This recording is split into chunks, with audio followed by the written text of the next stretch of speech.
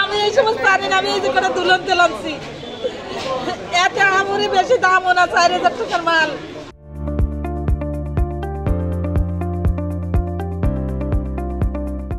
Sir বাসায় কাজ করে খেতাম, বাসায় কাজ করে খেতাম, ছেলেমেলে নিয়ে তো হয় না, 3000 টাকা মাসে পেতাম, 3000 টাকা ঘর ভাড়া, ছেলেমেলে পড়াশোনা করাই, ছেলেমেলের খাওয়া খরচ, ঘর ভাড়া, কারেন্ট বিল কি করে দেব? আমার দুটো ছেলে মেয়ে পড়াশোনা করে, আমার মান সম্মান তো আমার মান সম্মান থাকে না। আমি শুধু দুলাম দিলাম, আমি মা কোনো দামি মাল টানি নেব হয়তো।